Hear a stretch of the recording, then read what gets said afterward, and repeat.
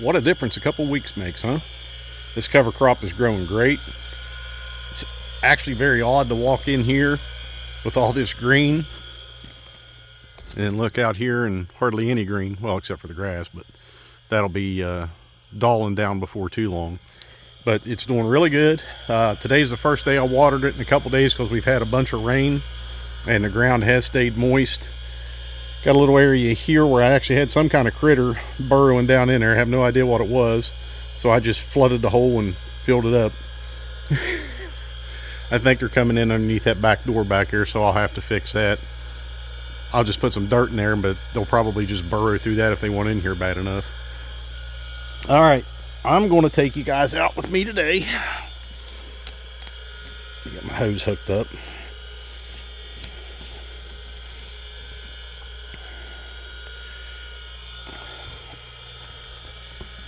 All right, I'm going to take you out with me today. I'm going to have to separate the piglets. I still can't refer to them as piglets, even though they're not. All 8 of them in one paddock.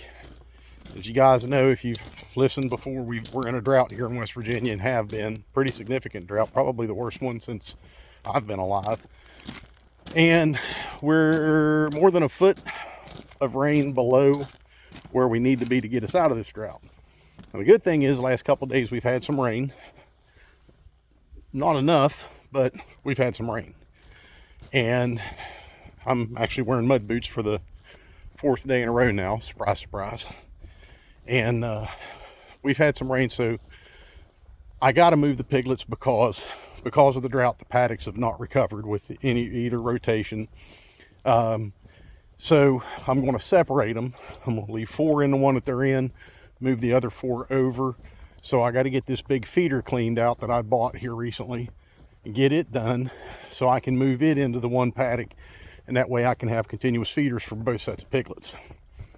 Now, I got this little tripod thing for my phone, so I'm going to kind of put you guys on it while I clean this out, because it's hard to hold the phone with one hand and do the work with one hand and everything else. So bear with me for a minute or two here.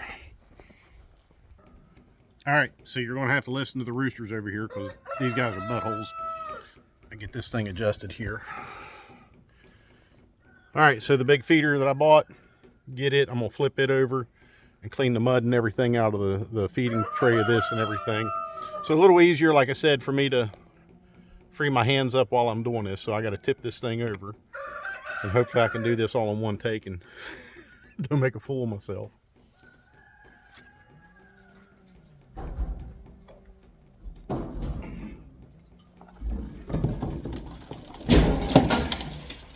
All right, not as hard as I thought it was going to be.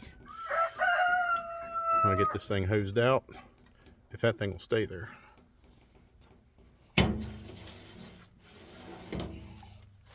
All right, oh, wrong one.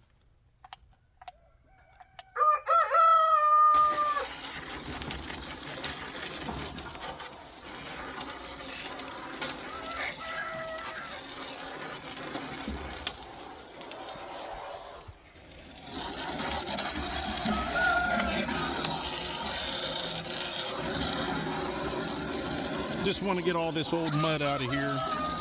Since there was other pigs using this on a different farm, I want to make sure I get, for the most part, get it cleaned out before I put my pigs on it, just to avoid any possibility of transmission of any parasites or anything like that.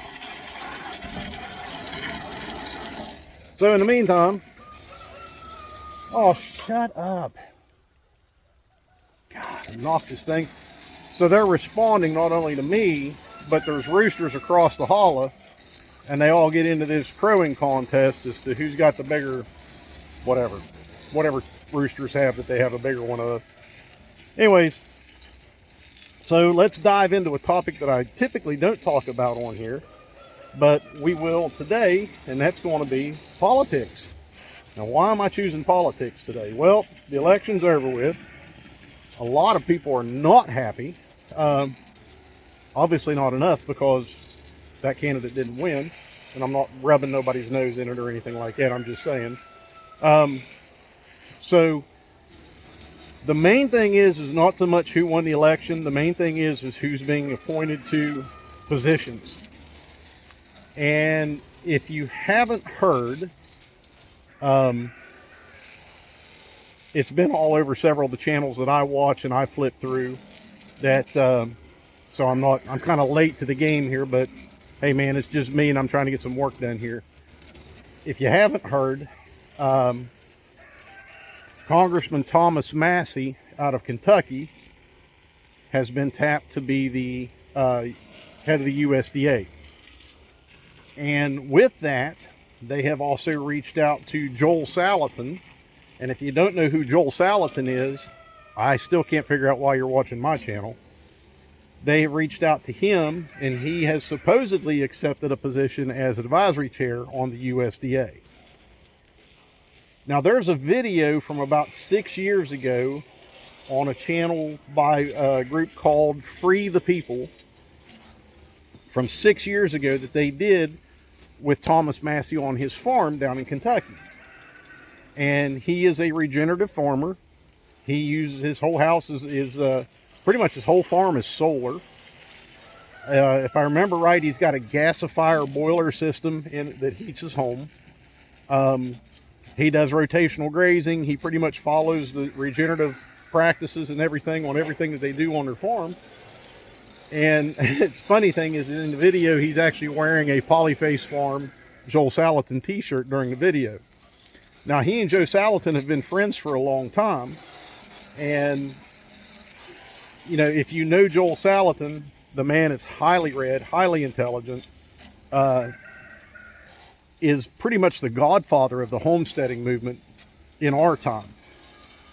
And when my wife and I were watching TV the other night when they announced, you know, we heard about Thomas Massie, and then I said, hey, look, I said, they tapped Joel Salatin on advisory chair for the Department of Agriculture. I said, that's very exciting. And she said, didn't you say that like a year ago that you'd like to see him, you know, have something to do with the Department of Agriculture? And I started laughing. I said, yeah, I did. I said, it'd be fantastic. So any bad feelings, any, you know, meltdowns and stuff that people are having because their presidential candidate didn't win the election should be completely offset by the fact that we're getting the right people in the right positions to really affect change in this country. And that change comes with modern agricultural practices. I mean, you're talking 6 billion pounds of pesticides and herbicides used on our food every year on our farmland. You're talking thousands of miles our food travels before it gets to us. It's picked weeks before it's even ripe. It has basically about 25% of the nutrients that our food did 40 years ago. So in essence, what you're buying in the grocery store is not food yet, even if it's like fresh produce and stuff, because it was already picked weeks ago and traveled 1,500 or more miles. And God knows what it's been sprayed with before it was harvested, as it was growing, and somewhere along the way in warehouses and shipping facilities and stuff like that. You just don't know what it's been exposed to or been sprayed with. So, with that being said, regenerative farming, so you can't beat nature. Nature will always fix itself. Even if man screws around with things, over time nature's going to fix itself. But we tend to fight against nature as much as possible for whatever reason. It's just that immediate effect type of thing that man wants. So you want to get this immediate effect. You want to grow a lot more food in a shorter period of time. When in reality, we don't have to do that. There's so many communities now that are gated communities and HOAs that have so many restrictions that people can't grow any kind of vegetables and stuff on their property. They can't have backyard chickens. Some of them do let you get by with rabbits unless some Karen in there complains. And then I'm sure that they'll fine you thousands of dollars and make you take them away.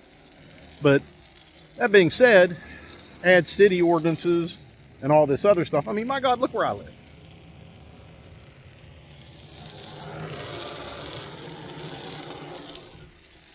5 miles from me is a town. It's not a city. It's a town. It has a mayor, 1 or 2 police officers, a volunteer fire department, 1 gas station. It's got a post office. And they have town ordinances in place where you can't have chickens in a town. And I mean, this is a town that was, if you're familiar, if you're from West Virginia, it's called Monongah. That's the town. It was the worst mining disaster in U.S. history in the early 1900s when the Monongah mine explosion happened. And they've gotten to the point now where, you know, you can't have chickens, you can't do this, you can't do that. I mean, there's just so many restrictions. And that's the problem. That's what's happened to our government. And it started at the federal level and it's worked its way down to the local level. There's so many restrictions now that we can't live. We cannot live. We can't live freely. And these are the type of things that I want to see, that I'm hoping to see them eliminate. People should be able to grow their own food, regardless of where they live. People should be able to have a backyard chicken farm. Of course, confined to their yard, not going all over and crapping on the neighbor's sidewalk or on their driveway if they choose not to have chickens. But, you know, confined. Roosters, like these peckerheads here, yeah, you don't have to have a rooster. A rooster, the only thing a rooster is good for is fertilizing eggs and making noise, and you've heard that since I started this video. So, you know, they can have hens. You could say you can only have 1 rooster or no roosters. That's fine. You can still get fresh eggs. You can still raise meat birds if you wanted to, if you've got a big enough yard and, you know, move them to fresh grass every day or free range them in electric netting. It's these kind of things that our government, both federal and local governments, have completely eliminated the possibility of most people doing. So that's why I'm happy to see a lot of that come into play and a lot of these picks, because loosen the restrictions, eliminate a lot of these restrictions, eliminate a lot of these redundant agencies that are doing nothing more than wasting taxpayer dollars. They produce no positive effects whatsoever. And then Robert F. Kennedy Jr. being selected as HHS secretary or director, or whatever the title is, heading up the HHS, Health and Human Services. That is the best thing that I've seen happen in a long time. And it ranks, for me, it ranks right up there with Thomas Massie and Joel Salatin. And the reason I say that is yeah, a lot of folks are saying, oh, well, he's anti-vax, he's anti-vax. He's not anti-vax. He's not. He just wants to remove the mandates for vaccinations so people can actually choose. And he's also proven multiple times over that these vaccines that they're giving all these kids have never been safety tested. And you can't deny that. They've never been able to produce the paperwork or the test results to show that they've tested these things for safety. Now, it's just like a baby. So you have a baby, you start introducing them to solid foods or to foods, like your pureed fruits and vegetables and stuff like that. The doctors are adamant, do 1 food at a time. So, you know, if you want to try them on pureed carrots, feed them pureed carrots for a week before you decide to add peas or, you know, sweet potatoes. So you introduce 1 food at a time on babies to keep them safe, to keep them from getting sick, or to keep from, you know, doing any kind of harm to them. But yet we're giving them 8 damn vaccines at a time that have never been safety tested, are full of formaldehyde and mercury and God knows what else. And wherever you stand on this topic, and I'm pretty much a hardliner on this, and, you know, whether you agree with me or not, you can just get over it. Let me set this down here. But nearly every vaccine, at least during the confirmation process, they utilize aborted fetal tissue for the confirmation process.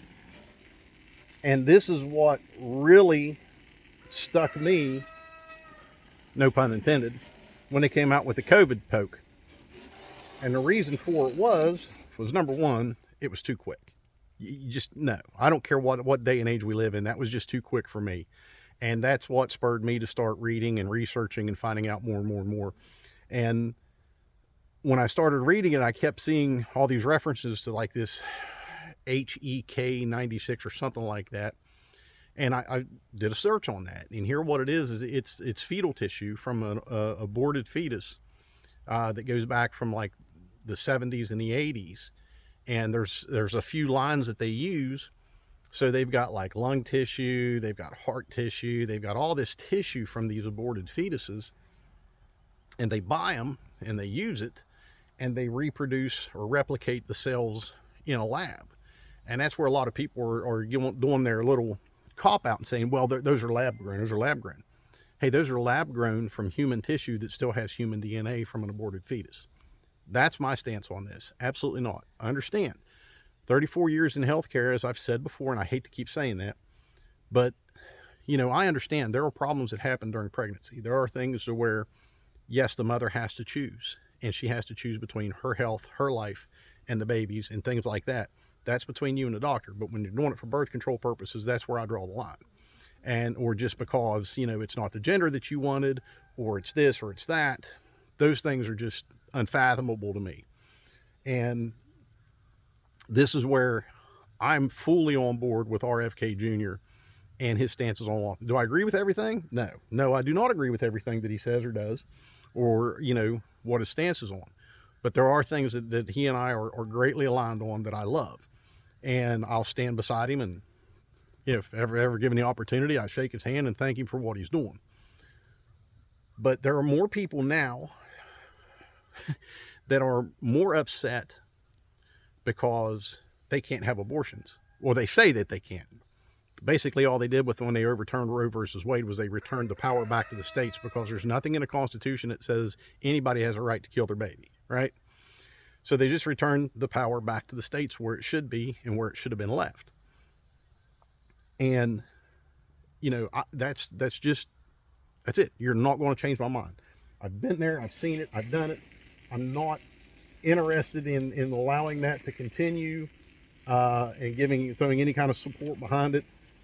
But there's more people interested in their perceived loss of whatever than they are people being able to afford food and groceries for their families. And that's why they're upset. So, you know, and then you throw in the social justice aspect of all of this stuff, and people are more worried about this and more worried about that than they are people going hungry, people struggling each day to, you know, fulfill their basic needs. So that's where all of this comes into play. All right, I had to roll it a little bit.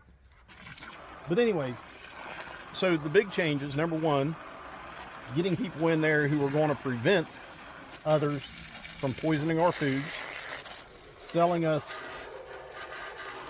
food with absolutely no nutrition in it and full of poison, and people who are going to remove the bureaucracy that's been created that mandates the dangers posed to our children by vaccination mandates. Set aside all of that, and the fact that most of the people, or almost all of the people that he's chosen, from what I understand, are people who's going to break through that wall of bureaucracy in DC. Our government continues to grow at the expense of taxpayer dollars. There's absolutely no efficiency whatsoever in the government. There is not an efficient federal agency out there, and I'll even argue that there's probably not even an efficient city, county, or state agency out there that can actually operate within its own budget and still provide the services to the people without wasting hundreds or billions of dollars. And we see this all the time. So, from my perspective, with the results of the election, you know, you can be unhappy with who made it as president. Particularly, I don't care. What I'm happy about is seeing the right people in the right agencies, in the right positions to enact change, effective change, and eliminate the burden that's being placed on taxpayers all the time. And that burden continues to grow with every agency, with every decision by each one of these agencies. You take West Virginia, for example, Department of Health and Human Services in the state of West Virginia is probably one of the least effective and creates more problems than it ever solves. I mean, look at our drug epidemic in this state. Look at the amount of children that are in foster care, they're in state custody and state care and foster care, because we've now decided that drug addiction is a disease rather than a decision. Now, I'll argue with you on this because, again, the amount of time that I've spent in healthcare, I have detoxed hundreds of people. I've been on that other side, detoxing people, and cared for them through the worst part of all of it. And every one of them, vowed and declared, I'll never go through that again. I'll never go through that again.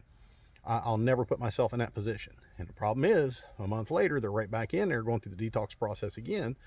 And the biggest, the number one reason why is because they went right back to the same environment around the same people that got them in it in the first place, or that encourages that, and they're right back in where they started from the beginning. So, no, you decide, and yeah, there's those people who get prescribed a pain pill for, like after surgery or a traumatic injury type of thing. And there are people who are more prone to addiction than others, and they get hooked. That's understandable, but that doesn't mean it's okay to allow them to perpetuate that kind of behavior. You have to give them the proper help, get them away from that. And that's not what we're doing. We're encouraging. I mean, look at the needle exchanges. Come on, we got IV drug users and we're giving them free, clean freaking needles so they can continue to do it. Well, that's going to stop HIV and hepatitis B, but it's going to continue and perpetuate the drug problem. So there's so many things that we're doing that are ass backwards, and we need to stop it. So I won't get on the border issue, because I think we're all pretty much in agreement on that. Every one of us in this country were born somewhere along the line from immigrants. I mean, I can trace my family's lineage clear back to the early 1700s. As a matter of fact, according to Ancestry DNA, my ancestors were some of the first Central Appalachian settlers. There are places in Georgia and out west that bear my last name, as in towns and cities and high schools and companies and everything else. And if you follow the track of your ancestry from Europe over to here, it shows from here out throughout the U.S. where they went.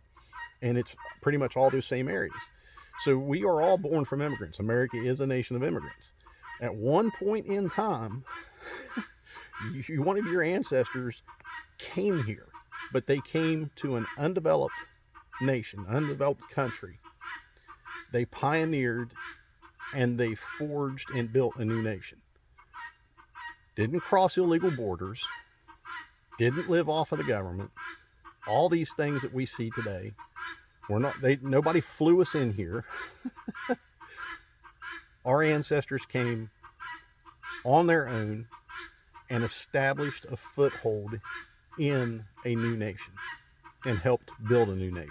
So if you're upset about everything else that's going on, be happy that your food is hopefully going to become less poisonous or even no longer poisonous, that you're going to have access to healthier food, that you're not going to be exposed to fluoride in drinking water. One of the things I just read was the EPA, and this is what, if you haven't heard, that like there was a federal judge that decided against the EPA because they are not following up on the regulations that they put out for fluoride in drinking water. And that was, if I remember correctly, they were supposed to only allow like 1.4 milligrams of fluoride per liter of water. Anything 1.5 milligrams per liter and higher was shown to lower the IQ in children. So 1.4 milligrams of fluoride per liter of water is the maximum allowable concentration. Now they're finding out that there's like 4 milligrams per liter in your average municipal water supply. And the EPA has never followed through, never done testing, never done anything to make sure that they're keeping it below the lower limits. And fluoride is a chemical, it's an industrial chemical. It actually used to be used as a pesticide. If you look up sodium fluoride, and it was actually used as a pesticide. And there's nothing on that label that says prevents cavities, strengthens teeth, makes healthier gums, or anything like that. So, you know, and then it also can lead to hormone disruption. It can lead to thyroid problems. It can lead to bone cancer, kidney problems, liver problems, cognitive impairment, lowering IQ in children, and all kinds of other problems.